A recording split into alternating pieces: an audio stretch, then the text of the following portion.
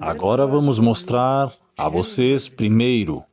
Geralmente, qual era o Papa? Vamos ver qual era o Papa. Esse Papa era João Paulo II. Este é João Paulo II. Ele disse isso em 1981. Vamos explodir isso, vamos explodir. Em 1981, João Paulo II. Então, este é o ensinamento católico. Não estou lendo todas as 3 citações, estou lendo a citação 1. Este é o ensinamento católico. Agora, se você olhar o artigo original, ele diz aqui os ensinamentos católicos sobre os direitos dos trabalhadores. Agora, quando eles dizem direitos dos trabalhadores, eles estão falando sobre trabalhadores, tendo direitos e formando sociedades como sindicatos. Agora vamos ver o que o Papa João Paulo II disse. A propósito, o que está acontecendo com o Papa Francisco?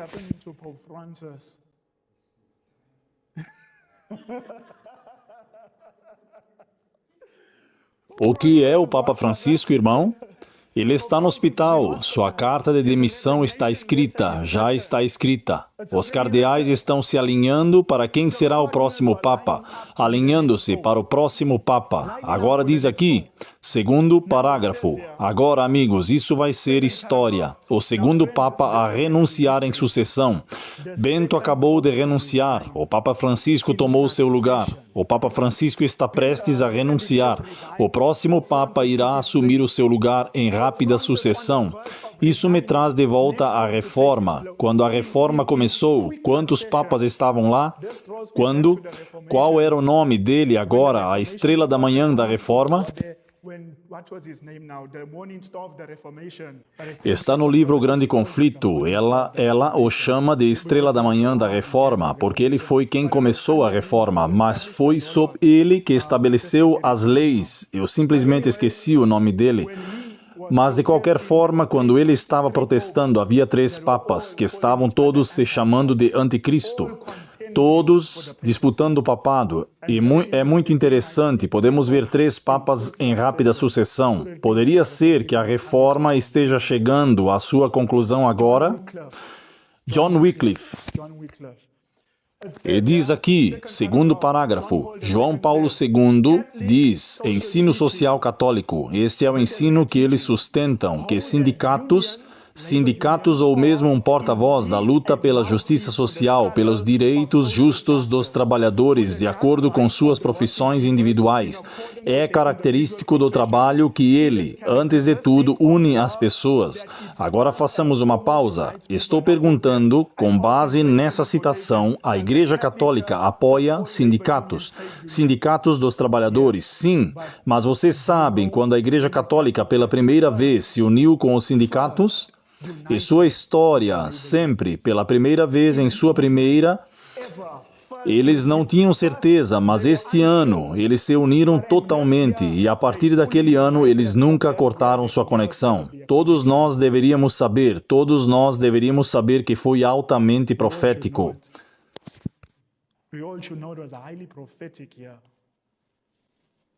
Sala de aula de História Católica Americana, Católicos e Sindicatos do Trabalho. E diz que na década de 1880, os Cavaleiros do Trabalho eram um sindicato. Era o maior sindicato dos Estados Unidos na década de 1880. E enquanto eles eram predominantemente católicos em membros, a Igreja Católica não tinha certeza se os católicos deveriam ser cavaleiros. Em outras palavras, junte-se a esse movimento. Alguns padres e bispos ficaram perplexos com o segredo e o radicalismo percebido dentro do sindicato e tentaram convencer os católicos de se juntarem a outros. Acreditavam que os sindicatos poderiam promover vidas melhores para os trabalhadores. Agora escutem, em 1888, esta é uma fonte católica. Em 1888, o assunto foi resolvido através dos esforços do líder dos cavaleiros, o líder dos sindicatos, Terence, e o arcebispo de Baltimore, James Gibson, quando tentaram obter permissão do Vaticano para os católicos se juntarem ao sindicato e tiveram sucesso. Assistam isso aqui. Pela primeira vez, a Igreja Católica e os sindicatos trabalhistas se juntaram aos sindicatos em 1888. E o que aconteceu em 1888? O que aconteceu em 1888? O que aconteceu? O senador Blair. Este artigo foi feito em 22 de maio de 1888. Vocês podem ver lá, está escrito. Em 22 de maio de 1888. O que este artigo disse em 22 de maio de 1888? Para parar o trabalho no domingo. O senador quer que o domingo permaneça estritamente observado. O próprio tempo da lei dominical. Católicos unidos com os sindicatos. Essa é a história disso, a história disso. Agora, a fome está chegando? Pergunta. Uma guerra civil, uma revolução está chegando? Então, o que devemos fazer? O que o povo de Deus deve fazer? Mas logo haverá tanta contenda e confusão nas cidades que aqueles que desejam deixá-las não serão capazes de fazer. Devemos estar nos preparando para essas questões. Esta é a luz que me foi dada.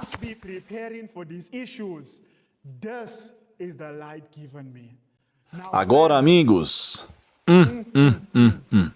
lembrem-se, eu não sei que evento foi quando Zuma ia enfrentar, seja qualquer que seja, o seu julgamento ou algo recebendo a sentença. E lembrem-se o que aconteceu, onde tudo foi fechado por causa do saque, onde eles literalmente barricaram Wentworth, para que ninguém entrasse. Se você não fosse de Wentworth, ninguém saía. Lembrem-se que vocês não conseguiam nem pão. Era difícil até mesmo espalhar Bíblias para as pessoas de Wentworth para chegar lá. Por quê? Porque eles tinham fechado todas as áreas. Ninguém saía e ninguém entrava. Tudo subiu. Tudo subiu. Amigos, nós sabemos que alguns outros países podem ter recebido isso ainda pior, como uma sombra do que está por vir.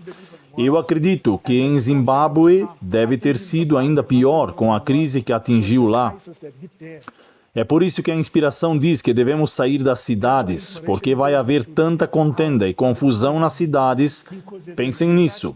Se você quiser sair, então você não poderá simplesmente sair.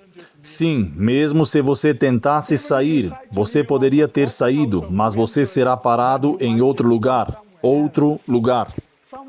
Eles dirão, você não é desta área, você não está autorizado. Então, amigos, nós vimos vislumbres do que está por vir. Então, como vamos sobreviver? Novamente e novamente, o Senhor instruiu-me que nosso povo deve levar suas famílias para longe das cidades, para o campo, onde eles possam cultivar sua própria provisão, pois no futuro o problema de comprar e vender será muito sério. Amigos, deixem-me dizer isso. Vocês sabem que algumas pessoas vão receber a marca da besta por causa de comida e roupas? Lembrem-se que a Bíblia nos diz que Esaú e Jacó, essas duas pessoas representam as duas classes dos adventistas do sétimo dia. Ambos vieram de Isaque, um fiel, por assim dizer, filho de Israel, que teve filhos. E então estes eram da verdadeira fé, por assim dizer. E da verdadeira fé, um era fiel e um infiel. O que Esaú fez? Ele vendeu seu direito de primogenitura por comida. Ele vendeu seu direito de primogenitura por comida. E em Profetas e Reis, página 184, Ellen White diz que, por medo de que lhes falte comida e vestuário, eles se unirão ao mundo na transgressão dos mandamentos de Deus. Amigos, vocês sabem que viver no campo não é opção. Algumas pessoas pensam agora que é opcional. Se eu quiser ou se eu não quiser. Viver no campo é essencial para a preparação para a crise que se aproxima. É essencial. É essencial. Não há como escapar disso. Isso é essencial. Agora eu quero que vejamos o que ela diz. Agora, antes mesmo de eu olhar para isso, eu quero lhes fazer uma pergunta. A fome, quando a fome chegar, eu não escrevi no meu quadro, mas nós olhamos para a sequência dos eventos proféticos. Fome, guerra civil e um tempo de angústia. O que traz a fome? Comprando a preços baixos e vendendo a um grande aumento de preços. Os sindicatos entrarão para trazer uma guerra civil e nos levarão a um tempo de angústia. Agora eu quero que vocês vejam. Vocês sabem, eu esqueci a página, mas eu sei que está no volume 1 dos Testemunhos, onde a inspiração fala sobre o tempo de angústia. Agora, isso diz depois que a porta da graça será fechada, e ela diz que Deus irá apenas nos alimentar o suficiente para sustentar a vida. Não alimentação luxuosa, mas alimentação para sustentar a vida.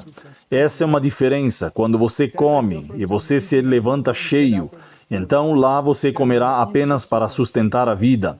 Esse é o volume 1 dos testemunhos. Eu esqueci a página. Agora vocês sabem, como alguns do povo de Deus, o inimigo, o Estado vão procurar matar o povo de Deus. Alguns serão decapitados facilmente e rapidamente mortos. Apocalipse capítulo 20, versículo 3 e 4. Alguns de nós serão decapitados porque rejeitaram a marca. Alguns serão jogados na prisão porque rejeitam a marca. Alguns serão deixados não apenas em uma prisão normal. Vocês sabem o que eles vão fazer. Deixe-me perguntar isso. Durante a reforma, todo reformador foi queimado em uma estaca. Nem todo reformador foi queimado na fogueira. Alguns reformadores, especialmente mulheres reformadoras não foram queimadas na fogueira. Mulheres reformadoras, se seus maridos fossem reformadores, e se elas estivessem apoiando seus maridos, por isso, eles a colocariam em um caixão e eles a enterrariam vivas. Eu estou perguntando algo, se isso retornará. Algumas de vocês mulheres permaneceriam de pé por Deus? Ainda se eles lhe dissessem para renunciar ao sábado, se você não renunciar ao sábado, vocês podem ver aquele túmulo, vocês podem ver aquele caixão, colocando você naquele caixão, e nós e uma outra pessoa esteja na sua frente, e eles o enterram. E eles dizem, renuncie sua crença em Jesus, renuncie sua crença no verdadeiro sábado, e lá está o caixão. E eles mostram a você a profundidade dessa morte. Renuncie. O que você faria? O que você faria? E eles pegam sua mão, irmão Félix, e eles apenas colocam na chama, pequeno fogo, e eles dizem que o resto está esperando por você, se você não renunciar. Agora eu quero que vocês vejam, vocês sabem, uma das estratégias de Satanás, quando o povo de Deus não renuncia à sua fé, vocês sabem qual é uma de suas estratégias? Fazê-lo morrer de fome. Vocês sabem o que eles fizeram com os reformadores? Eles os fariam ter fome e então tentariam vir e suborná-los. Não, nós lhe daremos isso. Nós lhe daremos aquilo, se você apenas renunciar à sua fé. Agora, Jerônimo foi queimado na fogueira. Jerônimo, infelizmente para ele, quando foi queimado na estaca, Jerônimo chegou cavalgando e então ele percebeu, vocês sabem, eu cometi um grande erro. Porque estou vindo cavalgando, onde acabei de queimar meu irmão, meu parceiro, no fogo da reforma. E você percebe que ele cometeu um erro, e quando ele tentou sair da cidade, eles o pegaram. Foi com Jerônimo, não como Hus, onde Hus, eles o colocaram direto na fogueira. Jerônimo, eles o jogaram na masmorra e o deixaram sofrer de fome por um longo período de tempo. E quando eles vieram até ele, ele estava fraco mentalmente e fisicamente. E eles lhe disseram para renunciar. E adivinha o que ele fez? Quando o tiraram da masmorra para o tribunal para responder, ele renunciou. Ele chamou seu irmão reformador de um herege. Ele chamou Hus de herege. Ele voltou para a masmorra e o Espírito de Deus andou com ele. O Espírito de Deus trabalhou tanto no homem que ele não conseguia se perdoar pelo que ele fez. Eles voltaram para ele e disseram, você vai renunciar novamente? E ele disse, me deem outra oportunidade para falar. Eles pensaram, ok, vamos dar a ele outra oportunidade. Desta vez, queremos que você renuncie e ainda mais coisas. Eles o colocaram lá em cima. E ele começa seu discurso dizendo que cometeu o maior erro da sua vida de renunciar à sua fé. E então ele começa a descer a linha e eles nem o fizeram terminar. Eles começaram a gritar. Eventualmente ele foi queimado na estaca, mas que tática eles usaram para ele? A fome. A fome. Ellen White diz... O olho de Deus, o grande conflito, página 634, parágrafo 1. O olho de Deus, olhando para as eras, estava fixo na crise que seu povo deveria enfrentar. quando os poderes terrestres serão um ataque contra eles. Agora pensem, os poderes terrestres serão um ataque contra eles, que é a união da igreja e do Estado, como exílio cativo.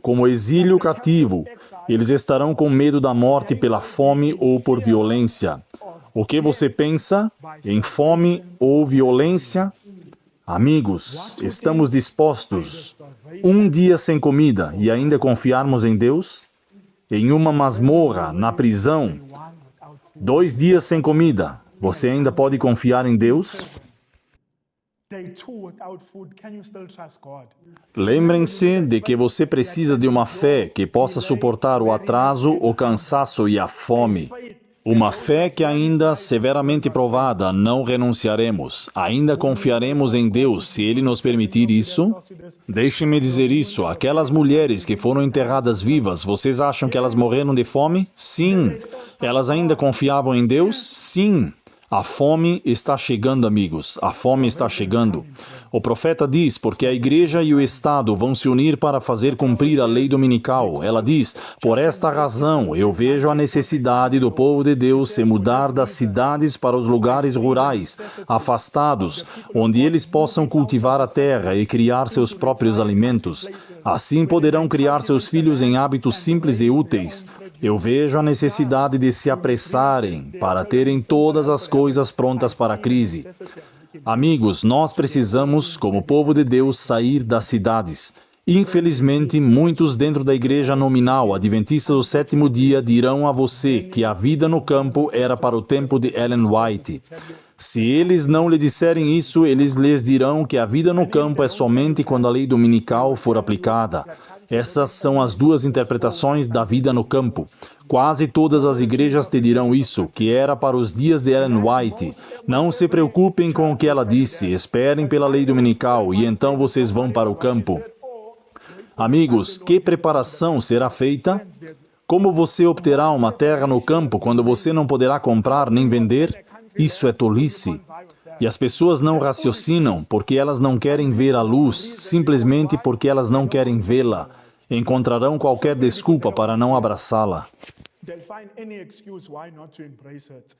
Agora, eu quero que vocês vejam o que pode afetar ou o que pode ajudar no processo da fome, de fazer com que as coisas sejam compradas a preços baixos e vendidas a preços mais altos.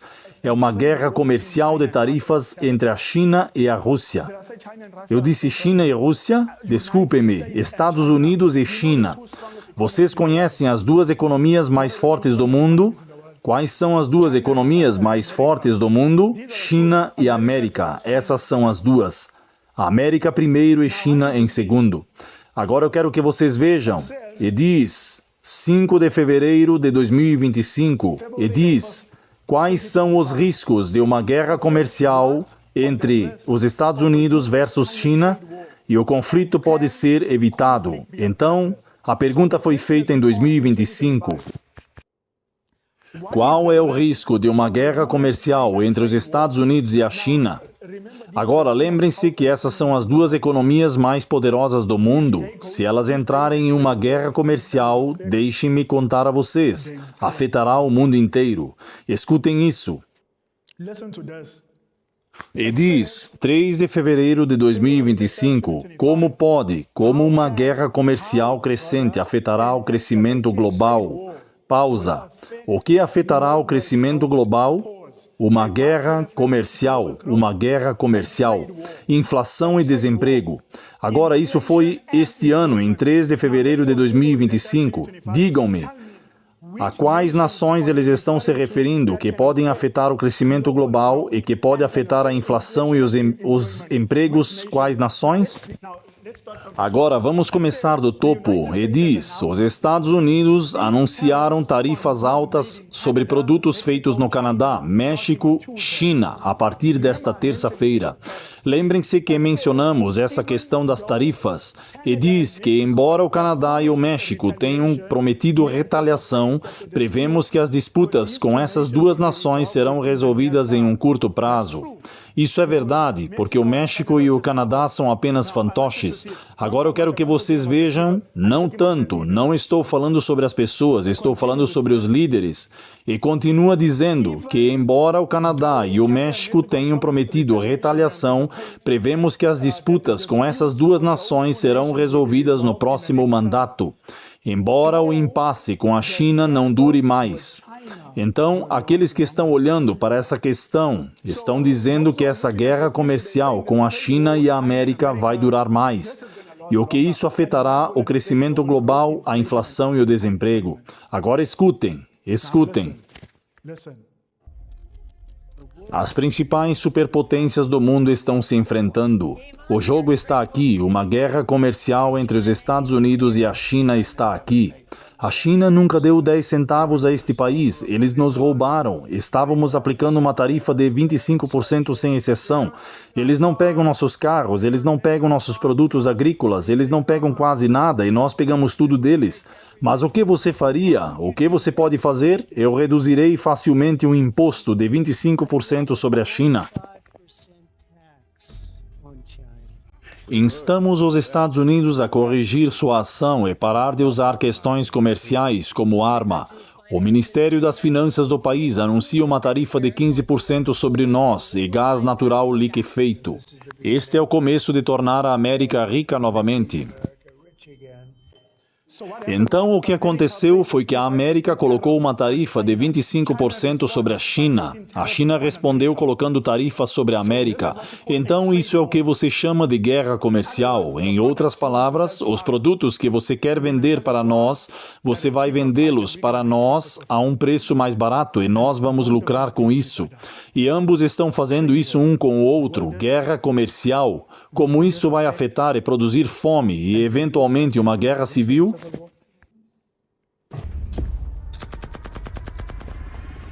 O povo americano em seu poder e justiça vencerá até a vitória absoluta. Deixe-me dizer uma coisa, os Estados Unidos da América são a nação mais poderosa da Terra. O dólar passou a dominar o comércio após a Segunda Guerra Mundial e os Estados Unidos eram a maior economia do mundo, mas agora a China é um novo gangster.